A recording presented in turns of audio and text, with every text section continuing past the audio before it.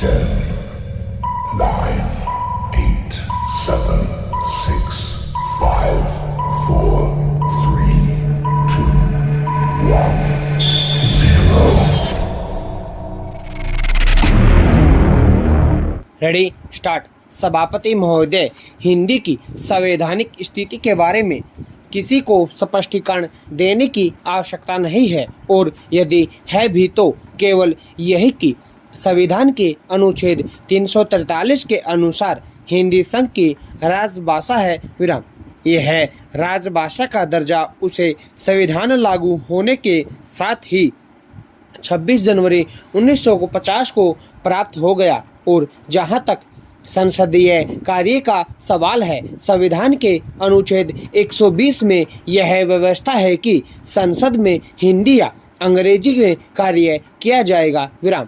साथ ही यह भी व्यवस्था है कि यदि संसद अन्यथा विधि न बनाए तो संविधान के प्रारंभ से 15 वर्ष की समाप्ति पर तथा 26 जनवरी 1965 से संसद में अंग्रेजी का प्रयोग समाप्त हो जाएगा विराम। किंतु संसद ने यह अन्यथा विधि बना दी, जिसके फलस्वरूप राजभाषा अधिनियम की धारा 3 ने संसद में अंग्रेजी के प्रयोग को अनिश्चित काल के लिए बढ़ा दिया विराम। यह किन परिस्थितियों में कैसे हुआ, इस संबंध में यहाँ विस्तार से जाने का न तो अवसर है और न ही इसकी आवश्यकता, क्योंकि संसद सदस्य इसे भली प्रकार परिचित हैं विराम। अगला पैरा। यह स्पष्ट है कि जब तक शासन और प्रशासन दोनों की मानसिक स्थिति साफ नहीं होती और लोग हिंदी को दिल से स्वीकार नहीं करते, तब तक हिंदी को राष्ट्रभाषा का या राजभाषा का गौरव नहीं मिलता विराम। हिंदी के द्वारा ही राष्ट्रीयता की भावना जाग सकती है विराम। आज कांग्रेस की पहुंच जो जनता तक है, वह मुख्य रूप से हिंदी भाषा के कारण ही है विराम। पहले कांग्रेस में अंग्रेजी का ही जोर रहता था तथा अंग्रेजों को ही वेशभूषा को पहना जाता था विराम। लेकिन अब ऐसा नहीं है, तभी कांग्रेस का नाम घर घर में पहुंच चुका है विराम।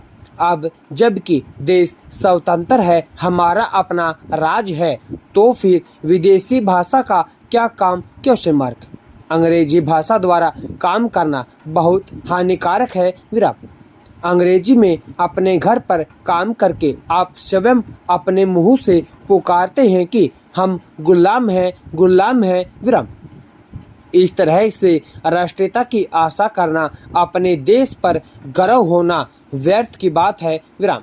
राष्ट्रीयता फैलाने के लिए खाली प्रस्ताव पास करने से कोई लाभ नहीं, इससे बात नहीं बनेगी विराम। इसके लिए तो हृदय से आवाज़ आनी चाहिए कि हमें अपने राष्ट्र पर, अपनी भाषा पर, अपने देश की वेशभूषा पर गर्व है विराम। अगला पैरा। गांधी जी ने भाषा संबंधी एक टिप्पणी में कहा था, अगर स्वराज्य अंग्रेजी बोलने वाले भारतीयों का और उन्हीं के लिए होने वाला हो तो निसंदेह अंग्रेजी ही राष्ट्रभाषा होगी विराम। लेकिन अगर स्वराज्य करोड़ों गरीब जनता, भूख से पीड़ित जनता, करोड़ों निरक्षर बहनों का और दलितों का हो, इन सब के लिए तो हिंदी की एकमात्र राष्ट्रभाषा हो सकती है विराम। अगला पैरा। गांधी जी का यह वक्तव्य मैंने इसलिए दिया है कि यह स्पष्ट हो कि आज़ादी के बाद आज राष्ट्रभाषा की स्थिति क्या है विराम। संविधान की मर्यादाओं के अनुसार संसद सर्वोपरि है और 70 करोड़ जनता के प्रतिनिधि यहाँ बैठते हैं, जो सही मायने में देश की एकता, संवैधानिक प्रभुता और जनतंत्र की आशा आकांक्षा के प्रतीक हैं विराम। अगला पैरा। संविधान द्वारा स्वीकृत 15 भाषाओं में से किसी में भी संसद में बोलने का अधिकार किसी भी सदस्य को है और उसके भाषण का हिंदी तथा अंग्रेजी में अनुवाद की व्यवस्था भी साथ साथ की गई है।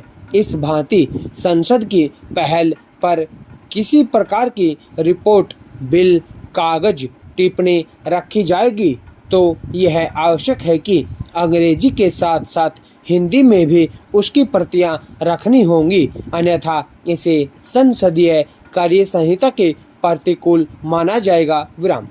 लेकिन ये सारी बातें केवल एक श्रृंगार साधन मात्र बनकर रह गई हैं। विराम। सिद्धांत और व्यवहार में यहाँ पर वही फर्क है जो किसी देहाती मेले और दिल्ली के विशाल प्रगति मैदान में आयोजित मेले के बीच अंतर होता है। विराम। स्टॉप।